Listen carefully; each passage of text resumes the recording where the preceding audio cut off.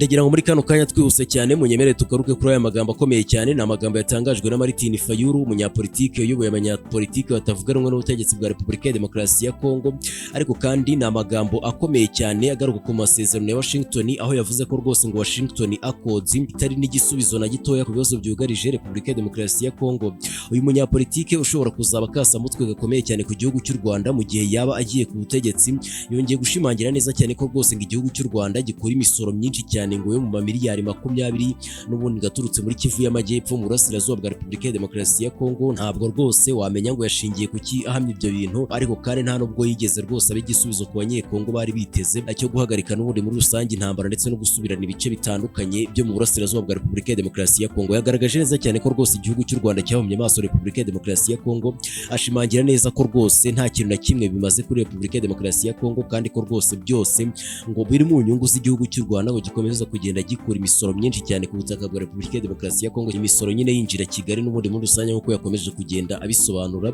Ariko kandi ni amagambo akomeye cyane ku gihugu cy'u Rwanda ndetse no kuri aya masezerano ndetse no ku mutwe w'ifisema 23. Ndagira ngo turebere hamwe 5 kuri 5 yose tuyave imuzi n'imuzingo. Nyertwa tuyiringire Ahmed, reba hasi handitse subscribe kugira ngo tujye dukomeza kugenda tubana. Ni kuri Martin Fayulu, amasezerano ya Washington ntabwo ari igisubizo cy'ibibazo byugarije Repubulika ya Demokarasi ya Kongo imbere y'u Rwanda. Uyu muyobozi batavuga rumwe n'ubutegetsi mu kiganiro kuri Space cyateguwe n'umunyamakuru witwa Stanislas Bujakera Chiamara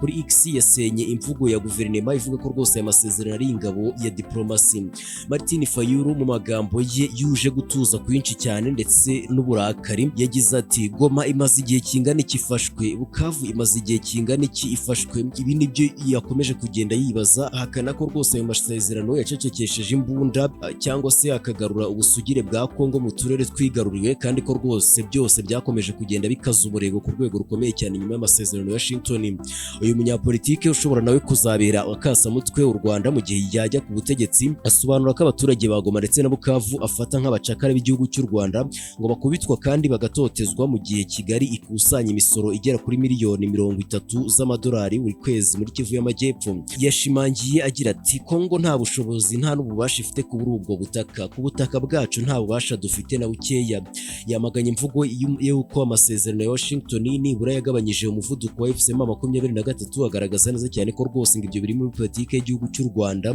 ko rwose ngo bidafite aho bihuriye na gatoya n'ibibazo bya Repubulika ya Demokarasi ya Kongo, ko byose biri mu nyungu z'igihugu cy'u Rwanda gikomeza kugenda agikusanya umutungo wa Repubulika ya Demokarasi ya Kongo. Martin Fayulu yagaragaje neza cyane ko rwose ngo iburasirazuba bwa Repubulika ya Demokarasi ya Kongo bwose buri mu maboko y'igihugu cy'u Rwanda, ngo kandi u Rwanda rwo ruri kugenzura Kivu y'Amajyaruguru ndetse na Kivu y'Amajyepfo uko rushaka, ngo bikanagendana no ko rwose ngo rukusanya imisoro ituruka muri ibyo bice rukayinjiza i Kigali nk'uko akomeza kugenda abishimangira. Yagaragaje ko guhagarika k'umuvuduko wa FCM 23 bitari mu nyungu za Repubulika ya Demokarasi ya Kongo, avuga ko rwose byose biri muri politiki y'igihugu cy'u Rwanda ndetse no mu nyungu z'u Rwanda muri rusange. Ashimangira kandi ko rwose ngo kuba leta ya Repubulika ya Demokarasi ya Kongo yaremeye ayo masezerano ya Washington ngo ari ukuba rwose ngo Kigali yarayihumye amaso ku rwego rugaragara kandi buri wese ashobora no guhita abona muri rusange. Ashimangira ko byose bikomeza kugendana n'ubushake bwa Repubulika ya Demokarasi ya Kongo buke cyane ngo bwo kwirukana ku rwego rukomeye cyane igihugu cy'u Rwanda ku butaka bwa Repubulika ya Demokarasi ya Kongo.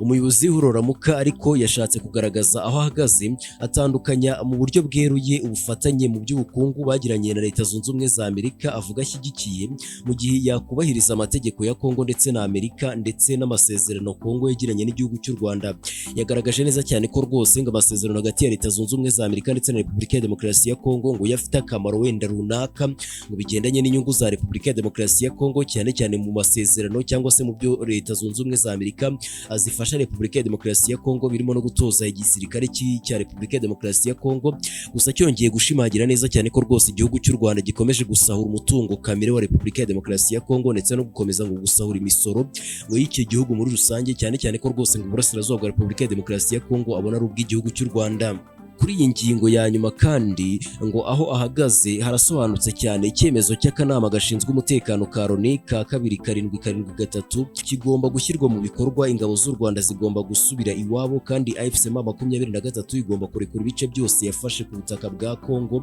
Ni mu gihe cyo kugira ngo rwose igihugu cy'u Rwanda nacyo gisubire iwabo. Nyine birumvikana nyine abavuga igisirikare cy'u Rwanda RDF agashimangira neza cyane ko rwose batazakomeza kwihanganira ubwo busahuzi bw'igihugu cy'u Rwanda ku butaka bwa Repubulika ya Demokarasi ya Kongo. Yavuze neza cyane ko rwose ngo bikomeje kugenda bikorwa ngo n'igihugu cy'u Rwanda ku butaka bwa Kongo biteye inkeke kandi ko bibabaje cyane. Ashimangira neza cyane ko rwose ngo byose bikomeje kugenda bikorwa binyuze mu mutwe FCM23 nawo afata ku rwego rukomeye cyane nk'abacakara b'igihugu cy'u Rwanda ndetse n'abaturage b'uburasirazuba bwa Repubulika ya Demokarasi ya Kongo bose, cyane cyane muri Kivu y'Amajyepfo, abafata nk'abacakara b'igihugu cy'u Rwanda. Kandi agashimangira neza cyane ko rwose ngo bakomeze kugenda bafasha igihugu cy'u Rwanda gukomeza kugira amabara akomeye cyane ku butaka bwa Repubulika ya Demokarasi ya Kongo, kandi ko rwose byose nta na hamwe bishobora gushingira abigeza Repubulika ya Demokarasi ya Kongo ku musaruro cyangwa se ku nyungu runaka ishoboka bigendanye no kugarura amahoro ndetse n'umutekano muri icyo gihugu. Martin Fayulu yongeye gushimangira neza cyane ko rwose bikomeje kugenda bikorwa n'igihugu cy'u Rwanda ku butaka bwa Repubulika ya Demokarasi ya Kongo bibabaje cyane, kandi ko rwose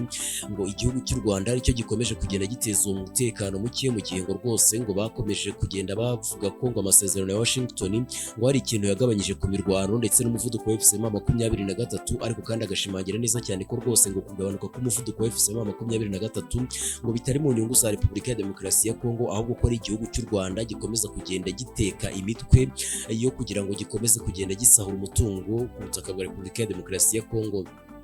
Bwana Martin Fayulu kandi bigaragara neza cyane ko rwose mu gihe Perezida Felix Antoine Tshisekedi Chilombo yava ku butegetsi, Martin Fayulu wenda akabufata cyangwa se akazabufata, bishobora kugaragaza neza cyane ko rwose umutekano hagati ye ndetse n'igihugu cy'u Rwanda nawe ushobora kuzazamba ku rwego rukomeye cyane bigendanye n'imyumvire ye idashinze cyangwa se idafite igisobanuye na gatoya, bikanagendana n'uko rwose nawe ubwe akomeza kugenda agira urwango rukomeye cyane urwango rukomeye cyane akomeje kugenda agaragaza muri ibitangazamakuru muri iyi minsi ku butaka bw'uburasirazuba bwa Repubulika ya Demokarasi ya Kongo ndetse n'urwango afitiye abo baturage, avuga neza cyane ko rwose ari abacakara b'igihugu cy'u Rwanda. Hanyuma rekane kwizimba mu magambo nuko aragira ngo bagezeho zino breaking news zihutirwaga. Ni amakuru menshi cyane yagiye atandukanye muzakomeza kugenda mubonamo natwe 5 kuri 5. Yitwa Freedom TV. Reka nizere ko mukomeza kugenda mugubwa neza, ibihe byiza kuri mwebwe n'abanyu bose aho muri hose hirya no hino mu isi n'ubundi muri rusange.